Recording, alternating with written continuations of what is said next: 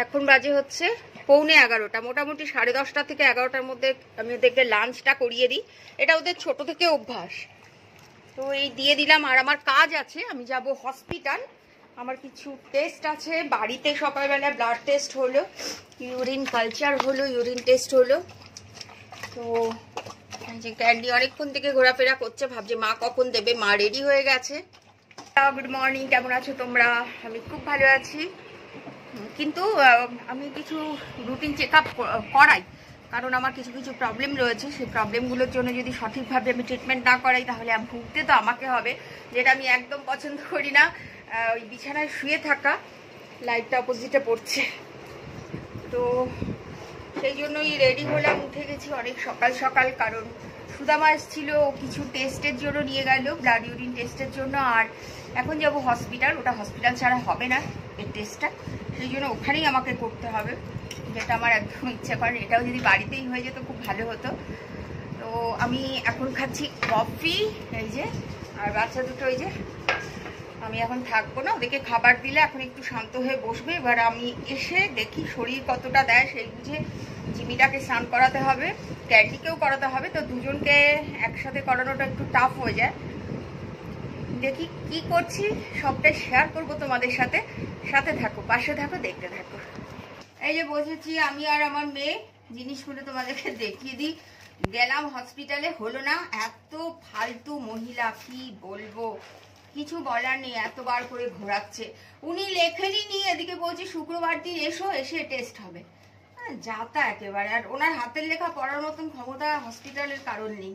ওনার হাতের লেখা উনিই বোঝেন, এমন হ্যান্ড রাইটিং। কি লেখে সে কেউ পড়তে পারলো না। সকালে যে ব্লাড টেস্ট নিতে এসেছিল, ব্লাড নিতে, কেউ বুঝতে পারলো না কি লিখেছে। তো ফেরার সময় কয়েকটা জিনিসই নিয়ে নিলাম, গেছি যখন। তো আজকে তো চেরি বলছি, সরি, চেরির কথা মুখ থেকে বেরিয়ে যায়। আজকে ক্যান্ডুমা দেখাবে। এই যে এটা হচ্ছে দেশলাই, এই দেখো দেশলাই 2 প্যাকেট ক্যান্ডুমা নিয়ে এসছে এগুলো। হ্যাঁ, আর এখানে পুজোর লং আছে, আর এমনি দারচিনি রয়েছে, আমার লাগবে, নিয়ে আসলাম। পুজোর লং অনেকটা রয়েছে, প্রায় 20-30 গ্রামের মতো। আমি বেছে নিয়ে আসলাম ফুল সমেত। আর রোজ ওয়াটার বড় পেলাম না, ছোট, যদিও এটা ওই প্যাকে মেশাই, সেই জন্য। আমি যেটা বানিয়েছিলাম শেষ হয়ে গেছে। 1 প্যাকেট ফুল ক্রিম আমুল নিয়ে আসলাম, পায়েস ঠায়েস কিছু একটা করবো, সিমুই। আর 1 প্যাকেট দই, এই গরম পড়ে গেলে এবার বাচ্চাগুলোও খাবে, আমি নিজেও খাই। কৌটোরটা খুব ভালো, কৌটোর দইটা কি হয়, জল টাইপের কিছু থাকে না, একদম মানে জাস্ট দইটাই থাকে। কফি বিস্কিট, টাটা সল্ট, এই প্যাকেটটা, গ্রিনটা আমি রান্নায় বা খাই। টাকা ওদিকে ও এখনো বোঝেনি, ওখানে ফোনটা চলছে, বুঝলে? যদি বুঝতো এখান থেকে পালিয়ে যেত। কোলে বসেছিল, আমি দেখাতে পারলাম না, অনেক কষ্টে ডেকে ডেকে কোলে বসিয়েছিলাম। কি সুন্দর করে কোলে বসেছিল। ও মা, মা, ও বাবা, দেখো দেখো দেখো দেখো কেমন মুখ ঘুরিয়ে বসে আছে। কি যে বোঝে মেয়েটা আমার। ও শোনা মা, ও শোনা মা, একটু তাকিয়ে কথা বলো, তাকিয়ে কথা বলো। কি কি কি মুখে কি, তুমি তো মুখটা চেটে দাও। এইখানে কাম কাম কাম কাম কাম, কাম কাম কাম বেবি কাম কাম। ওরে বাবা, তো শুয়েই পড়লো। কাম,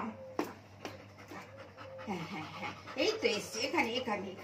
গুড গার্ল, এখানে তো বসো, বলো মা কোলে একটু বসি, একটু মা কোলে বসি। আমার মেয়ে তো দেখো, হ্যাঁ, শান্ত হয়ে বসো, শান্ত হয়ে। বস বস বস।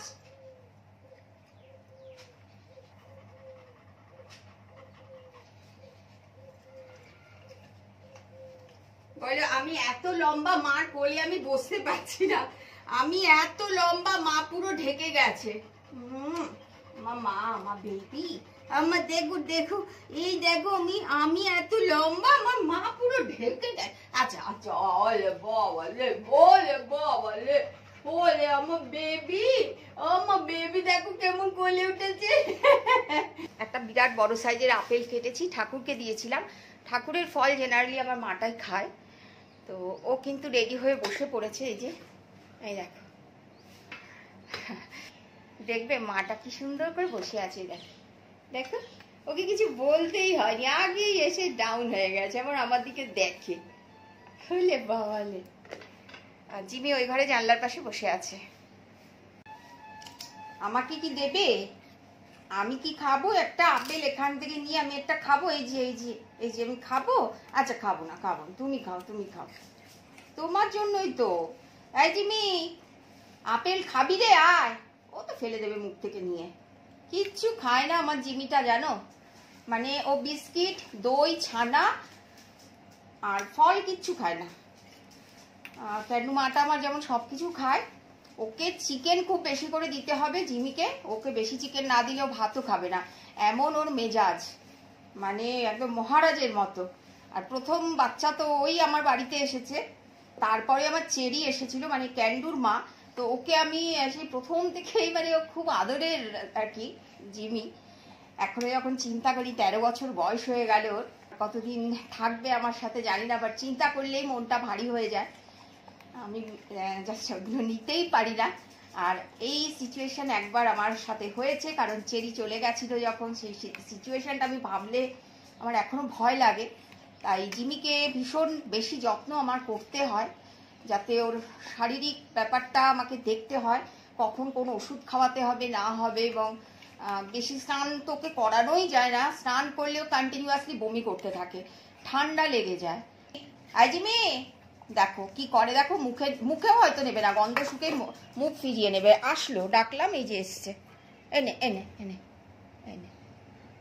না তো সবাই ভাববে আমি ওকে দেই না, ও স্ট্রিট ডগ, বাট ও আমার ক্যান্ডির থেকেও বেশি, দেখলে, ক্যান্ডির থেকেও বেশি আদরে থাকে। খাবে না, ওকে এখন দই বা ছানা এগুলো কিছু দিতে হবে। আমি খাচ্ছিলাম, ও আমার সাথে সাথে মাছ খেলো কিছুটা, মানে ক্যান্ডুর কথা বলছি, ওকে তো দিতেই হবে। ওই মাছটা বেছে ধুয়ে ধুয়ে ওকে দিলাম। আগে আমার জিমিটা একটু মাছ খেত, এখন সেটাও খায় না, মাছ আনলে সে মুখ ঘুরিয়ে থাকে, খায় না। ওকে চিকেন দাও, ওই চিকেনটাই ও খুব পছন্দ করে। শেষ হয়ে গেল তো, আর একটুখানি আছে তো, আর একটুখানি আছে, একটুখানি। গুড গার্ল, গুড গার্ল, আমার সোনা মা, আমার বেবি। নাও নাও, শেষ শেষ শেষ শেষ। আগেই এসে গুছিয়ে বসে যে আমাকে এখন মা ফ্রুটস দেবে, আননি আননি।